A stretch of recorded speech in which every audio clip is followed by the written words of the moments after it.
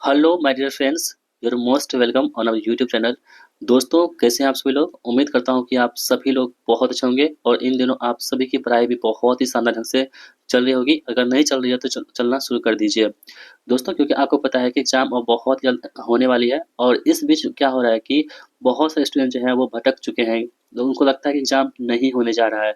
लेकिन दोस्तों, आप यकीन मान के चलिए, ये एग्ज़ाम आपका 100% होगा।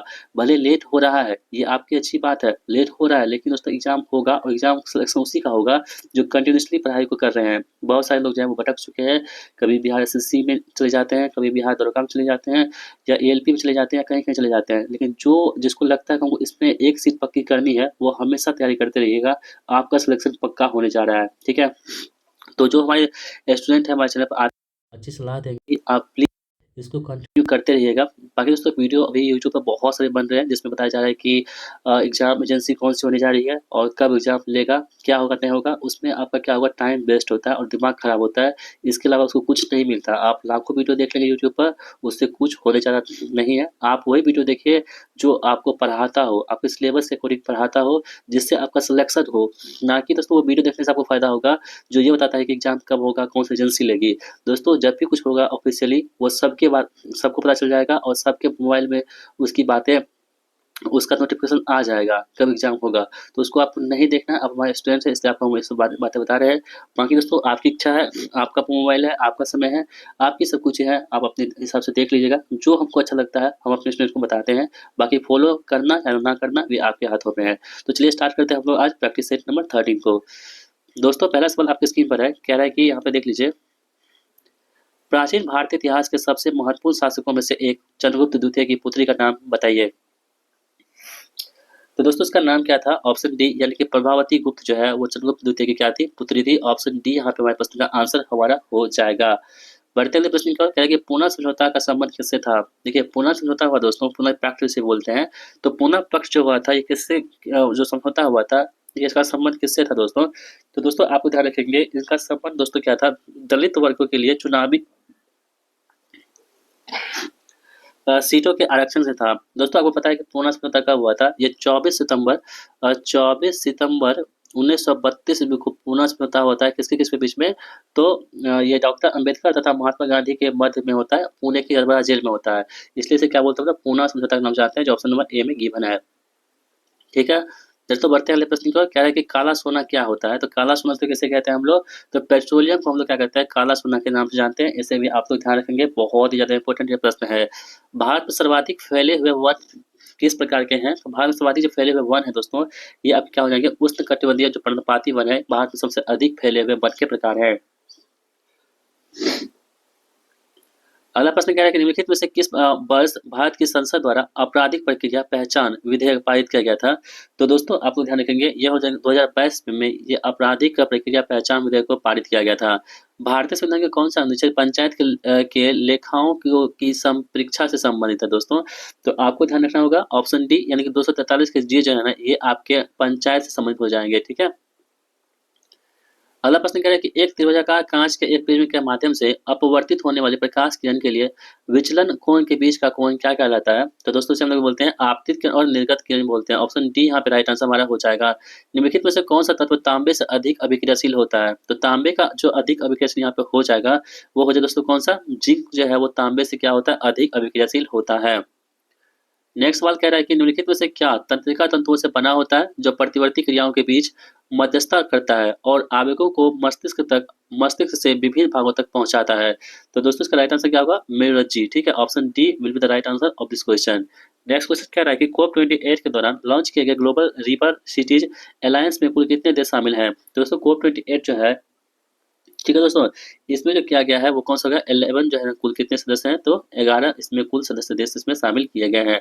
ऑप्शन बी यहाँ पे हमारे प्रश्न का राइट आंसर हो जाएगा। चलिए बढ़ते हैं अगले प्रश्न की ओर। कह रहा है कि कोप 28 के दौरान लॉन्च किए गए global river cities in alliance में कुल कितने देश हैं दोस्तों? 11 यहाँ पे देश हो जाएंगे। ठीक है, जो क्वेश्चन दोस्तों छूट गया होगा शायद, अगर अभी जो पॉज हो गया था तो आप वहाँ पे देख पा रहे होंगे। ठीक है, हम आपको दिखा देते हैं इसका आंसर, आप वहाँ पे देख लीजिएगा। ठीक है, वीडियो रुक गया था तो इसको आप देख लीजिएगा। ठीक है, यहाँ देखिए क्या कह रहा है कि प्रश्न कह रहा है कि पशु का प्राणी विज्ञान से वही संबंध है जो बीमारी का किससे हो जाएगा, ये रोग विज्ञान से हो जाएगा। एक विशिष्ट कोड में हिस्ट्री को लिखते हैं इस प्रकार से, सिविक्स को लिखते हैं इस प्रकार से, विजिट को कैसे लिखेंगे। तो इसमें क्या करना होता है ना, जहाँ पे भी है ना, भी का वैल्यू क्या है देखिए, 1 2 3, कहाँ पे 5 पे है, तो 5 इसका रूप से होगा, ये होगा क्या, नहीं होगा, ये होगा क्या, नहीं होगा। आगे बढ़ते हैं हम लोग। यहाँ पे आई की वैल्यू कितनी है दोस्तों, हमारे पास 3 है, तो 5 3 आंसर होगा। देखिए 5 3 2 3 6, 5 3 2 3 6 यहाँ पर भी है, यहाँ पर भी है। अब डिसाइड होगा किससे, तो ये वाला ओ से डिसाइड होगा। ओ देखिए कितना पे हमारे पास है, तो ओ दोस्तों यहाँ पे है 1 2 3 4 5 पे, 1 2 3 4 5 पे 8 है, यानी कि 8 होगा यहाँ पे। पहली बार ऑप्शन नंबर ए यहाँ पे राइट आंसर हो जाएगा। आगे बढ़ते हैं दोस्तों। यहाँ पे कह रहा है कि इसको देखिए, इसको आप सही से लिखेंगे ना ARTHE को, तो ये क्या लिखा जाएगा आपके पास, हार्ट लिखा जाएगा, HEART लिखा जाएगा, ठीक है। उसके बाद ये जो है, ये क्या होगा, रिवर लिखा जाएगा, RIVER, रिवर हो जाएगा। उसके बाद ये क्या हो जाएगा आपके पास, तो लंग हो जाएगा, नहीं फेफड़ा हो जाएगा, ठीक है। ये क्या होगा, किडनी हो जाएगा। आपको स्पष्ट हो रहा है कि कौन सा अलग है दोस्तों। तो आप देखेंगे रिवर यहाँ पे अलग हो जाएगा, बाकी अन्य सभी सही हो जाएंगे। आप देखेंगे यहाँ पे तो 7 2 9 2 11 2 13 2 15, यहाँ लास्ट में 17 आएगा। लास्ट 17 कहाँ कहाँ पे है, यहाँ पे है, और इसमें नहीं है, इसमें नहीं है, ठीक है। आगे हम बढ़ते दोस्तों। यहाँ पे है कि देखिए Y है, X है, W है, V है, U है, तो अब क्या होगा, Q होगा, होगा ना, U V T U, यहाँ पे T होगा दोस्तों। तो यहाँ पे 14 क्या आपके पास आंसर होगा, ऑप्शन नंबर डी। टी क्या होगा, ऑप्शन नंबर डी यहाँ पे हो जाएगा, ऑप्शन डी यहाँ पे राइट आंसर हो जाएगा हमारा।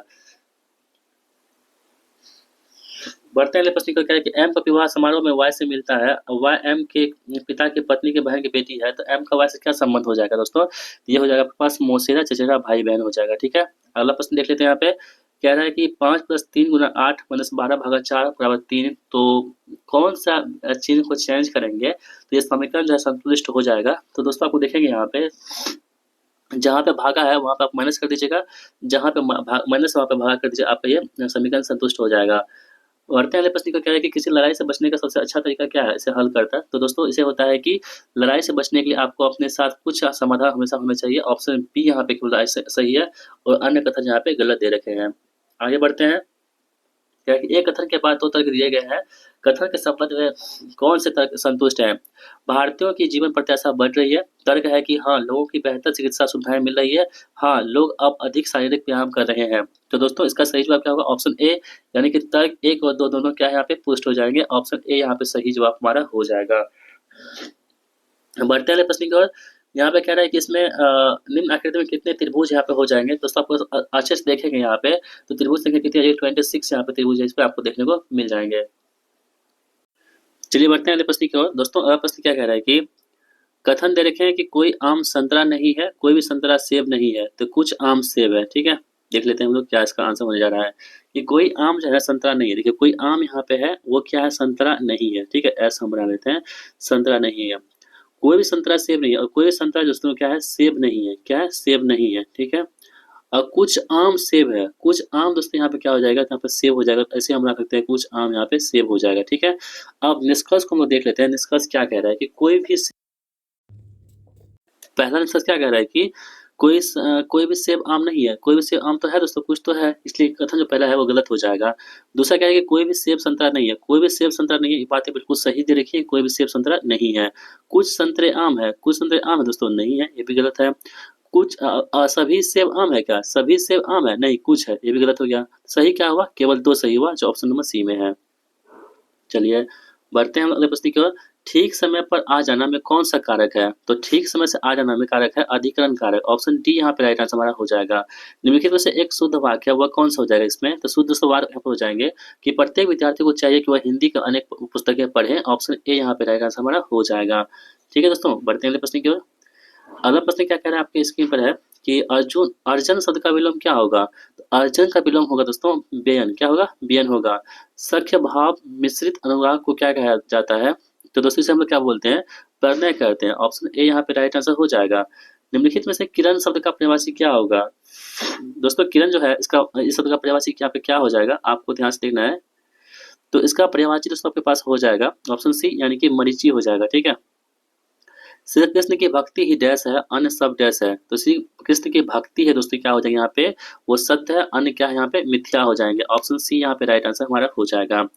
अगला प्रश्न कह रहा है कि निम्नलिखित प्रश्न में दिए गए 4 विकल्प में से उस विकल्प का चयन कीजिए जो दिए गए मुहावरे के अर्थ को सर्वश्रेष्ठ रूप से व्यक्त करता है। पत्थर पर दूब जमना, इसका अर्थ क्या होता है? इसका अर्थ होता है असंभव बात होना। ऑप्शन डी यहाँ पे राइट आंसर हो जाएगा। दोस्तों यहाँ पे ध्यान से अच्छा आप पढ़ेंगे और उसके सवालों को जवाब देंगे। क्या ये भारतीय नाटक में दिखाया गया है? तो क्या दिखाया गया है? तो सुख दुख का प्रबल प्रतिघात दिखाया गया है। ठीक है, भारतीयों का सदा से ध्येय रहा है। क्या ध्येय रहा है? तो दोस्तों जीवन का आदर्श स्वरूप उपस्थित करके उसका उत्कर्ष बढ़ाकर उसे उन्नत बनाना ये ध्येय रहा है। ठीक है, भारतीयों का। अगला प्रश्न कह रहा है कि सुख दुख के प्रबल प्रतिघात का अवसान भारतीय नाटकों में किया गया है। तो किसमें दोस्तों किया गया? आपके पास 4 ऑप्शन दे रखे हैं। इसमें कह रहा है कि दुखांत में, त्रासदी में, फसांत में, आनंद में। तो दोस्तों इसका सही जवाब क्या होगा? आनंद में किया गया है। ठीक है, यहाँ पे कुछ सिनोनिम्स बताना है किसका? डी सोलेट का। ठीक है, इसका सिनोनिम्स क्या हो जाएगा? ऑप्शन बी ब्लिक हो जाएगा। ठीक है, अगला प्रश्न कह रहा है कि लर्क का यहाँ पे सिनोनिम्स क्या हो जाएगा? जो लर्क है इसका सैनो क्या हो जाएगा दोस्तों? तो इसका हो जाएगा आपके पास प्रॉल। ठीक है, यहाँ पे कह रहा है कि एंटोनिम्स बताना है किसका? तो गैंट का। ठीक है, एक सेकेंड दोस्तों, इसका आंसर आपके पास हो जाएगा ऑप्शन सी प्लम्प हो जाएगा। ठीक है, अगला प्रश्न कह रहा है कि जियोलर्ट का आपके पास क्या है? एंटोनिम्स बताना है। तो दोस्तों इसका सही जवाब क्या होगा? ऑप्शन बी नॉन पार्टीशन हो जाएगा। ऑप्शन बी यहाँ पे राइट आंसर हो जाएगा। अगला प्रश्न दोस्तों कह रहा है कि the act of thinking now about something in the past, उसे हम लोग क्या कहते हैं? उसे बोलते हैं रेट्रोस्पेशन। ऑप्शन ए यहाँ पे राइट आंसर हो जाएगा। अगला प्रश्न कह रहा है कि इनमें से कौन सी एक डेटाबेस प्रबंधन प्रणाली नहीं है? तो दोस्तों यहाँ पे देखेंगे कॉस्मोस नहीं है, बाकी अन्य यहाँ पे हो जाएंगे। सी भाषा में स्थानीय वेरिएबल को ट्रेस बनाने में फंक्शन कॉल के बीच अपने मान कायम रख सकते हैं। तो दोस्तों इसका सही जवाब क्या होगा? स्टैटिक में। यदि ए और बी हाफ एडर से इनके इनपुट है तो हासिल का मूल्य क्या होगा? तो हासिल का दोस्तों मूल्य जो आपके पास हो जाएगा वो ए एंड बी हो जाएगा। ठीक है, एमएस वर्ड 2007 मेन्यू में से किस कीबोर्ड शॉर्ट कुंजी का उपयोग करेक्ट पोजीशन से टेक्स्ट को करेक्ट लाइन के अंत तक अंडरलाइन करने के लिए करते हैं? तो दोस्तों वो क्या हो जाएगा? ऑप्शन सी शिफ्ट प्लस इन का इस्तेमाल करते हैं हम लोग। अगला प्रश्न कह रहा है कि यहाँ पे माइक्रोसॉफ्ट एक्सेल में किसी रो के अंतिम सेल में जाने के लिए किस कीबोर्ड शॉर्टकट का इस्तेमाल करते हैं हम लोग? तो दोस्तों हम लोग करते हैं उसका यानी कंट्रोल प्लस राइट एरो का इस्तेमाल करते हैं। ठीक है, निम्नलिखित में से कौन सा अर्धचालक उपकरण एक सराहनीय स्विच के रूप में काम करता है? तो दोस्तों ये क्या करता है? तो ट्रांजिस्टर काम करता है। निम्नलिखित विकल्प में से उस यूजर इंटरफेस एलिमेंट की पहचान करें जो छोटे टिमटिमाते हुए प्रतीक या एक तीर के रूप में डेस्कटॉप पर मौजूद होते हैं। तो दोस्तों उसे हम लोग क्या कहते हैं? आप यहाँ पे देख पा रहे होंगे टिमटिमा रहा है ना, एक घूम रहा है ना यहाँ पे, आप देख पा रहे होंगे। तो दोस्तों उसे हम लोग क्या कहते हैं? उसे बोलते हैं कर्सर कहते हैं। ठीक है, पहला electronic numerical integrator and computer program, पहला programmable general purpose electronic digital computer निम्नलिखित में से किस देश में विकसित किया गया था? तो दोस्तों वो देश का नाम क्या था? अमेरिका में विकसित किया गया था। आप लोग ध्यान रखेंगे। कीबोर्ड और विजुअल डिस्प्ले यूनिट के संयोजन को क्या कहते हैं? दोस्तों कीबोर्ड और विजुअल जो डिस्प्ले यूनिट होता है इसके संयोजन को हम लोग क्या बोलते हैं? इसे बोलते हैं टर्मिनल कहते हैं। ठीक है, डॉट मैट्रिक्स मैट्रिक्स डैश का प्रकार होता है। डॉट मैट्रिक्स जो होता है एक प्रिंटर का प्रकार होता है। निम्नलिखित में से कौन सा मेमोरी कंप्यूटर में सहायक मेमोरी नहीं है? तो दोस्तों कौन सी मेमोरी सहायक मेमोरी नहीं हो जाएगी? तो पी आर जो है ये सहायक मेमोरी नहीं है। निम्नलिखित में से कौन सा विकल्प सही नहीं है दोस्तों? तो आपको ध्यान रखेंगे ऑप्शन बी 1 GB बराबर कितना है? 220 बाइट होता है, ये गलत है। बाकी अन्य सभी कथन यहाँ पे सही दे रखे हैं। आगे बढ़ते हैं, कह रहा है कि निम्नलिखित में से कौन से कथन यहाँ पे गलत दे रखे हैं? पहला कथन है कि एंड्रॉइड मोबाइल डिवाइस के लिए एक ओपन सोर्स ऑपरेटिंग सिस्टम है। दूसरा कह रहा है कि iOS नामक मोबाइल ऑपरेटिंग सिस्टम माइक्रोसॉफ्ट द्वारा विकसित किया गया था। तो दोस्तों आपको ध्यान रखना होगा ऑप्शन सी, यानी कि केवल 2 कथन गलत है, बाकी अन्य कथन यहाँ पे पहला कथन जो वो सही दे रखे हैं। ऑप्शन सी यहाँ पे राइट आंसर हमारा हो जाएगा। अगला प्रश्न कह रहा है कि निम्नलिखित में से किसमें विभिन्न कार्यों का निष्पादन शामिल है, जैसे क्रियाओं का निर्माण, प्रक्रियाओं का निर्धारण, गतिरोध का प्रबंधन और प्रतिक्रियाओं की समाप्ति। ठीक है, तो इसका सही जवाब हो जाएगा दोस्तों आप सभी के पास प्रोसेस मैनेजमेंट हो जाएगा। ठीक है, निम्नलिखित में से कौन सा ऑपरेटिंग सिस्टम नहीं है दोस्तों? तो जो हमारे पास माइक्रोसॉफ्ट ऑफिस है ये ऑपरेटिंग सिस्टम यहाँ पे नहीं होगा, बाकी अन्य सभी क्या होंगे? ऑपरेटिंग सिस्टम यहाँ पे हो जाएगा। अगला प्रश्न दोस्तों कह रहा है कि और माइक्रोसॉफ्ट ऑफिस क्या होता है? एक एप्लीकेशन सॉफ्टवेयर होता है। केबल में ऊष्मा की उत्पत्ति का स्रोत क्या है? अब इलेक्ट्रिशियन ट्रेड का क्वेश्चन है। केबल में ऊष्मा की उत्पत्ति का स्रोत क्या होता है?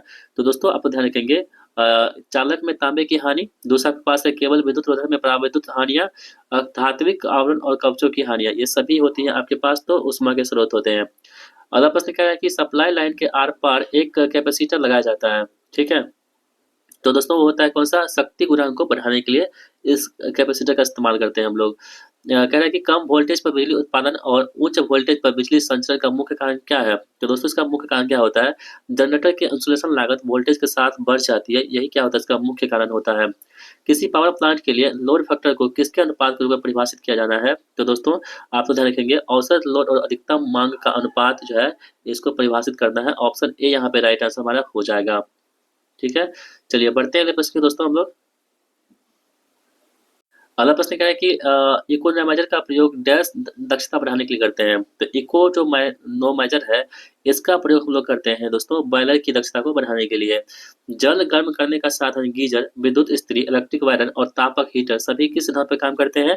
तो दोस्तों ये सिद्धांत कौन सा होता है? हमारा ऊष्मा प्रभाव के सिद्धांत पर काम करते हैं।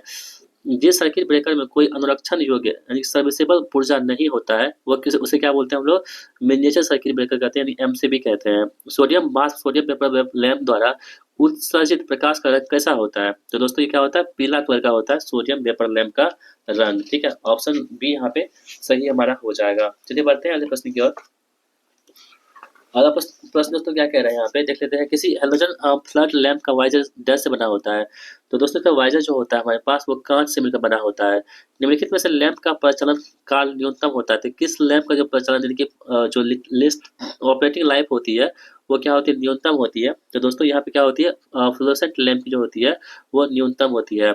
डुप्लेक्स लैंप वाइंडिंग में प्रत्येक कार्बन ब्रूस एक एक साथ डैश कंप्यूटर सेगमेंट से संपर्क स्थापित करते हैं। तो दोस्तों ये करते हैं आपके साथ दो कंप्यूटर सेगमेंट से क्या करते हैं? संपर्क स्थापित करते हैं।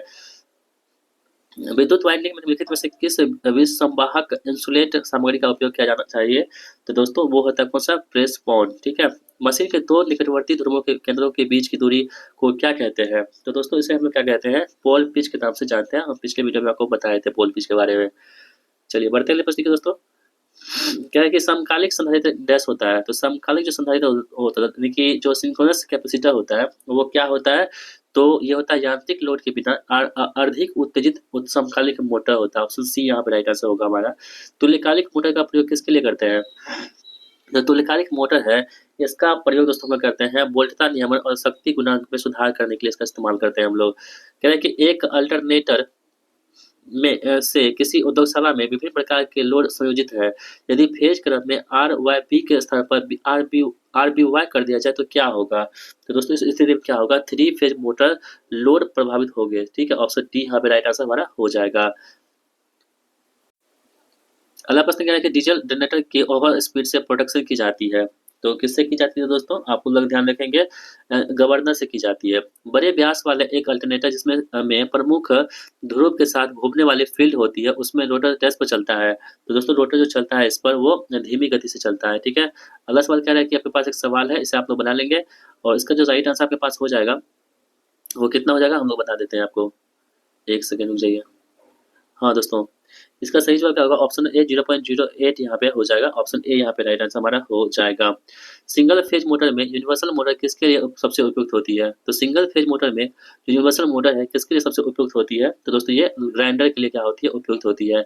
सिंगल फेज मोटर में सेंट्रीफ्यूगल फ्यूज का क्या काम होता है? तो दोस्तों इसका काम होता है मोटर जब 75 गति पकड़ ले तब प्रारंभिक कुंडलन को अलग करना इसका प्रमुख काम होता है। निम्न में से कौन सा मोटर एसी और डीसी दोनों पर काम करता है और इसमें इस मोटे तांबे के तार की फील्ड वाइंडिंग होती है? कम्यूटेटर और ब्रश दो आर्मेचर को स्रोत आपूर्ति से जोड़ता है। तो दोस्तों इसे क्या बोलते हैं हम लोग? यूनिवर्सल मोटर के नाम से जानते हैं। जब मोटर प्रत्यावर्ती धारा एसी आपूर्ति पर चलता है तो आर्मेचर में उपस्थित प्रत्याघाती वोल्टता को कम करने के लिए साप्ताहिक मोटर में डैश कुंडली का उपयोग किया जाना चाहिए। तो दोस्तों इसमें दोस्तों जो है ना प्रतिपूरक कुंडली का जो है उपयोग किया जाना चाहिए। एक प्रेरण मोटर का प्रारंभिक बल आघूर्ण तब अधिकतम होता है जब दोस्तों कब होता है? जब रोटर प्रतिरोध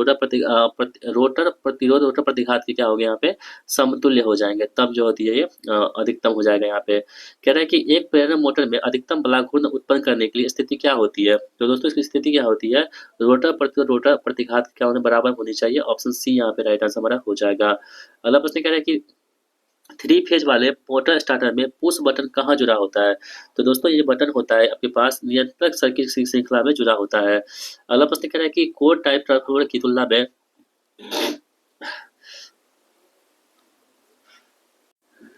कोर टाइप ट्रांसफार्मर की तुलना में सेल टाइप ट्रांसफार्मर में लीकेज फ्लक्स क्या होता है? तो दोस्तों आपको ध्यान रखेंगे लीकेज फ्लक्स जो होती है वो कम होती है, ठीक है। ट्रांसफार्मर की कोर में भंवर धारा हानियां निम्नलिखित द्वारा घटाई जाती है। तो दोस्तों ये जो होती है पटलनों की मोटाई लेमिनेशंस की जो है ना मोटाई को घटाकर, थिकनेस को घटा करके। ट्रांसफार्मर वाइंडिंग में प्रति मोड़ प्रेरित आरएमएस विद्युत वाहक बल क्या होता है? तो दोस्तों आपको ध्यान रखना होगा ये इतना होता है, ठीक है, 4.44। भंवर धारा एडी करंट की एक कमी डैश होती है। तो दोस्तों इसकी कमी होती है वो कौन सी होती है? वाइंडिंग में हीटिंग का नुकसान। किसी ट्रांसफार्मर के डीसी सप्लाई से जुड़े होने पर क्या होता है? तो दोस्तों ये क्या होता है? प्राइमरी वाइंडिंग जो है वो जल जाती है। डीसी शंट मोटर में गति नियंत्रण की फ्लक्स नियंत्रण विधि द्वारा जो गति हम प्राप्त करते हैं वो गति कौन सी होती है आपको बताना है, ठीक है। तो दोस्तों वो गति हो जाती है वो सामान्य गति से केवल ऊपर होती है, ठीक है। एक निश्चित धारा श्रेणी मशीन में डैश वाली क्षेत्र कुंडलियां होती है। तो दोस्तों आपको ध्यान रखना होगा ये कौन सी होती है। आपके पास 4 ऑप्शन दे रहे हैं। ये होती है मोटे तार के कुछ फेरे, ठीक है। अगला प्रश्न कह रहा है कि वह वायरिंग सिस्टम कौन सा है जो बिजली के झटकों में से युक्त होती है? तो दोस्तों वो होती है कौन सा? कैसिंग और कैपिंग वायरिंग होता है, ठीक है। अर्थिंग प्लेट में चारकोल और सॉल्ट प्रयोग करने का प्रयोजन क्या होता है? तो दोस्तों अर्थिंग पे जब हम चारकोल और सॉल्ट नमक देते हैं वो क्यों देते हैं? क्योंकि दोस्तों ये पहला कथन अर्थ इलेक्ट्रोड की गीला रखना और चालनकारी बनाए रखना ये सही है। दूसरा कह रहा है कि अर्थ प्रतिरोध को कम करने के लिए दृष्टिकोण से अच्छे भू संपर्क के साथ अर्थिंग पाइप या प्लेट के संपर्क क्षेत्र में वृद्धि करना है। दोनों कथन यहाँ पे सही दे रखा है। ऑप्शन सी यहाँ पे राइट आंसर हो जाएगा। अपशिष्ट धारा परिपथ विक्षेपक किसके लिए प्रयुक्त करते हैं? तो दोस्तों आपको ध्यान रखना होगा ये शॉक के जोखिम के विरुद्ध सर्किट का स्वतः वियोजन के लिए इसका प्रयोग करते हैं। अगला प्रश्न कह रहा है यहाँ पे एक सवाल है, इसे आप लोग बनाएंगे, इसका आंसर आएगा 26 यहाँ पे, ठीक है। ईएलसीबी का विशेष उपयोग आपूर्ति काटने में होता है जब डैश हो। तो दोस्तों जब क्या हो? तो जब ये दोषयुक्त की स्थिति में हो। एक सवाल है फिर से आप इसे सॉल्व करेंगे, इसका आंसर आपके पास आएगा ऑप्शन डी 8 आएगा। ट्रांसफार्मर लेमिनेशंस के लिए विशेष सिलिकॉन इस्पात क्लोर क्यों प्रयोग की जाती है? क्योंकि दोस्तों हिस्टेरिसिस क्षति को जो है घटाने के लिए। धारा ट्रांसफार्मर का उपयोग क्या होता है? तो इसका उपयोग होता है स्टेप अप ट्रांसफार्मर के लिए इसका इस्तेमाल करते हैं। ट्रांसफार्मर में सिलिका जेल ब्रेदर का उपयोग किसके लिए करते हैं? तो दोस्तों आप ध्यान रखिए ये नमी को सोखने के लिए इसका इस्तेमाल करते हैं सिलिका जेल का। आपके पास एक और क्वेश्चन है, एक सवाल है, इसे आप लोग सॉल्व करेंगे। आपके पास आंसर आएगा ऑप्शन नंबर ए 25 वोल्ट इसका सही जवाब निकल के आ जाएगा। बढ़ते हैं अगले प्रश्न की ओर। कह रहा है कि एक डीसी मोटर अधिकतम यांत्रिक शक्ति उत्पन्न करेगा जब बैक ईएमएफ प्रयुक्त विभव का अनुपात क्या होगा? तो दोस्तों आप लोग ध्यान रखेंगे 0.5 होगा। ये फिर से आपके पास सवाल है, इसका राइट आंसर ऑप्शन नंबर जो है सी हो जाएगा 800। अगला प्रश्न कह रहा है कि निम्नलिखित में से कौन सा लचीला प्लास्टिक या सिल्क के कवर की गई तार के माध्यम से पेंटेंट लैंप और इंस्टॉलेशन के साथ जोड़ने के लिए उपयोग करते हैं? तो दोस्तों वो कौन सा होता है आपके पास? तो ऑप्शन ए सीलिंग रोज यहाँ पे हो जाएगा। जब एक कपलर्स बेंड्स जंक्शन बॉक्स और टीज का उपयोग किया जाता है तो सैडल को ऐसी फिक्स की केंद्र से 1.5 सेंटीमीटर की दूरी पर फिट किया जाना चाहिए। तो दोस्तों जो है आपके पास 30 सेंटीमीटर की दूरी से फिट करना जाना चाहिए। अगला प्रश्न कह रहा है कि किसी जीआई पोजिशन प्लेट की माप क्या होती है? तो दोस्तों इसकी जो माप हो जाती है वो ऑप्शन सी 60x60x6.35 mm हो जाती है। और दोस्तों आज की इस वीडियो का लास्ट प्रश्न हमारा होगा, किस प्रकार के सर्किट ब्रेकर में कंप्रेस्ड एयर प्रयुक्त की जाती है? आप सभी लोग इसका आंसर बताएंगे कहाँ पे? कमेंट बॉक्स में। देखते हैं कितने लोगों को इसका आंसर पता है। यदि आपको दोस्तों इसका आंसर पता है ना, आप सभी लोग बताएंगे कहाँ पे? कमेंट बॉक्स में इसका आंसर। बाकी दोस्तों अगर आपको हमारी वीडियो पसंद आई है वीडियो को लाइक जरूर कीजिएगा और यदि आप चैनल पर नए हैं चैनल को सब्सक्राइब करके रख लीजिएगा क्योंकि इस तरह की वीडियो आपको यूट्यूब पर कहीं नहीं मिलते हैं। तो चलिए मिलते हैं नेक्स्ट वीडियो में, तब तक जय हिंद, वंदे मातरम।